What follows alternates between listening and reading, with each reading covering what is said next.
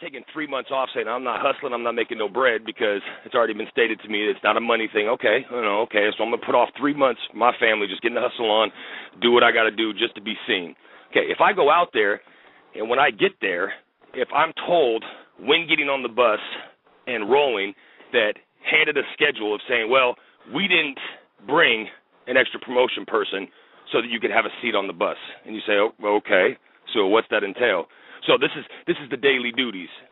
So when you look at the daily duties as an artist and you see that there's filling up ICEs for buses, emptying trash, walking around and hanging up posters and doing all this different stuff, and you try to be good about it, you start doing it for a couple weeks, then you realize that I'm not getting any promotion. All I've got from the tour manager is excuses saying, oh, well, your promotion stuff, it must have been shipped to another city. We don't have any of your promotion flyers here. Oh, I know we took the pictures, but we don't have any of this to sign or whatever. So you're walking around with a thumb up your ass saying, okay, this is ridiculous. And you even have other artists, which I won't name, saying, yeah, I knew you weren't going to do this for 3 months, brother. You an artist. You know what I'm saying? Yeah. You an artist. You ain't supposed to be doing this shit. When you got other artists saying that, when you basically are put in that position to where you're not told ahead of time, these are the duties, this is what you do in 23 hours a day, you can get off during the meet and greet, but when you get off for the meet and greet, we're not going to have the stuff that we said to help promote. When you made it up front saying, I don't want money, I don't want anything like that, I don't want any of that, but I want to promote because I'm an artist. This is my livelihood, this is what I'm doing. And then when you bring it up, yeah, and when you bring it up and you have a problem with it, saying, look, I think I'm going to bounce back. I'm going to fly home. I don't see this as what it is. When you get the excuse of, well, we all work together when it comes to the label. I ain't got a problem coming out here and loading up trucks. I don't got a problem doing this. Yeah, well, we in different positions. Each show that trucks are getting loaded up from, how many, thousands of dollars is coming in? Okay, so yeah, if I was getting paid this for shows, I'd be loading up the motherfucking trucks too. I'd be loading them up quick. And I'd have anybody I can.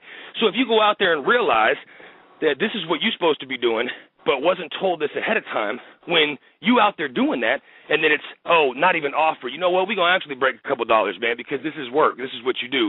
None of your promotion stuff's there. Yeah, you're going to have hard feelings about it.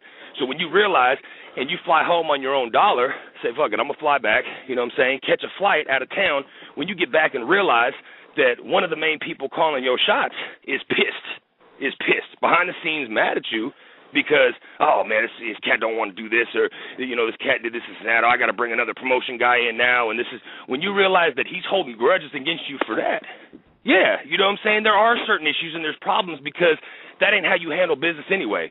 I mean, if someone wants to go out for 3 months and do that on their own, cool, let me know. Let me know if I can make that bread when you go out and do this for 3 months with me not even telling you. So situations like that were happening regularly to where it's one of them things like, all right, you know what, if this is the way it's going down, then I have a problem with it. And it didn't make a cat leave, but I speak in my mind about it like, yeah, what's going on with this? You know what I'm saying? What, this isn't right. This is not how you do business. As you know a man, you're going to naturally question shit. Exactly. When you question it, not causing no problems, you know what I'm saying? And if you speak into understudies after 4 months of not being able to talk to a certain person, if you're talking to the people, other people under him, for 3-4 months saying, look, album been out, we got a buzz, but we've already bounced on to 2-3 other albums. How do we keep promoting this? I'm trying to figure out how we can keep promoting this record. When you're talking about it and you're venting your frustrations to other people, you don't want to get a call from that man a month after that. Well, I've been hearing stuff from other people, right. man. Yeah, I've been hearing stuff, man. I've been here. So, well, I'm trying to keep it professional. You know what I'm saying? But when you guys stuff, I'm hearing stuff, and I'm not cool with cats saying this is snap. And when all you can say is, I'm not saying stuff to these people to say it to these people. I'm saying it because I've been trying to get a hold of you and put together a game plan, and no one's calling me back. So I have to talk to who I have to talk to figure out the situation. I'm a worker. And if I don't have any power, if I can't do merchandise on my own because it's in a contract, if I can't do certain tour stuff on my own, if I've got people from other tour calling and saying, can we get Cognito to do this and that, and they're saying, well, your label said no, that it wasn't feasible for them to send promotional stuff out for this, and it's not feasible money-wise to have you go out and do 13 shows. Yeah, it's not feasible. It's not feasible for a cat to make a certain amount of money for 13 shows when you're trying to plan 60, 70, 80 date shows. But it's beneficial to me as an artist to promote me, to get me out there and keep the record buzz going. But when you basically just say, yep, this is it, you know what I'm saying? And the frustrating part about it is, dog, is if I would have been told that ahead of time, let me make my own decision. But when I'm told ahead of time that we're not a major label, we're an independent label, we don't let an album come out for 4 or 5 months, and if it's not selling or doing what we want it to do, just say, screw it, we go into the next record, or we're not going to mess with an artist for the next record. We push it until it is successful, because we wouldn't sign an artist unless we knew that this artist could do what we want him to do. So when you're told that, you have the confidence in the back of your head like, all right, cool, you know what I'm saying? They're not really pushing it all the way like whatever, but they told me, which is an unwritten contract, that we push our artists. That's what I based my career on, making a decision to sign with another label when I've been hesitant because of stuff I've had happen in the past.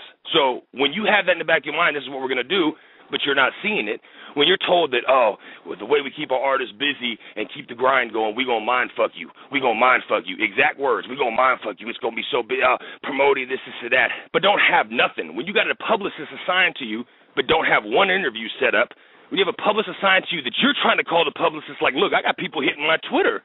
I got people hitting my Facebook. Oh, okay, well, I'm going to hit them and see if they want to do this and that. When you don't have one fucking interview set up through your publicist, and apparently you getting charged for this shit that I'm getting charged and charged back for, you know, different bullshit for label costs. Come on, dude. And that's just the tip of the iceberg. So however it gets defended against this, if this interview is a whatever type of thing, it's questions that I vented from the beginning, dude. I'm not an artist to fuck no one over. I believe in karma, brother, and I believe you do me right, I do you right. So I haven't tried to intentionally do nobody wrong as an artist, period. So that's the bottom line. But the fact of the matter is so much was, and if I was the first one saying it, then you could think I'm hating or say whatever I want. But when you got a bunch of other people saying it, like I even had other artists that I'm not going to speak on because I'm not bringing their name into it, tell me before I signed the situation that these are problems I've heard on a regular. Yeah, these are problems I've heard on a regular from artists that are still signed. These are the problems when you hear that and say, you know what, I'm a different artist. I'm my own artist. I'm signing a deal because it seems right. I'm trying to make this shit happen. But then when it happens to you, you're like, fuck. You know what I'm saying? And I wish them all best, brother. Like I said, I'm not trying to knock no one. I think Tech is one of the most original, dopest artists to ever hit the rap game. He's in my top 3. Stevie Stone is like my brother. I wish him nothing but success. I hope Stone blows him out of the water. You know what I'm saying? I hope he reaches that plateau because he has that capability. And Calico, I've been saying from day one that he's a mix between a Lady Gaga and an Andre 3000 to where he should be on another level. And I think that he needs to get pushed more in different aspects and not just pushed down the same stream as everyone they're used to pushing it to. Step out your market, push it to somebody else. I know you don't want a major label to touch Calico because then it's coming out your pocket a little bit, but give him to a label that knows that stream to push him. Keep it strange, but give him, you know what I'm saying, the freedom to be able to rock the way he should be rocking. A little bit. That's exactly. Let him do it. He shouldn't he shouldn't be doing no 9,000 units or 15,000 units. He should be doing hundreds. He's doing the same units as when he came out. Yeah. So when you got other artists that are selling more, you know, and like I said, it's nothing against Tech because Tech deserves that. But if you have an artist that you're putting that kind of muscle and that money into and the promotion into, when they're consistently selling, then hitting the MTVs and getting bigger, that's because you put that type of work into that artist. But if you have all the other artists around that are doing the same amount of units, if not less, don't come out with the whole excuse, oh, well, the rap game ain't what it used to be. You know, he ain't selling units. Well, you got other artists selling them units. You selling out shows. You know what I'm saying? Don't say, which what I heard, that's the excuse I got, is we ain't going to put money into radio. We don't put money into this single, and if this artist can't do it, well, then what makes us think we could do it with another artist? Well, because that other artist is a different artist. Did you telling me because one certain person didn't blow up off of spending some odd umpteen $1,000 on this, that you're telling me that the next artist can't blow up because they're not that artist?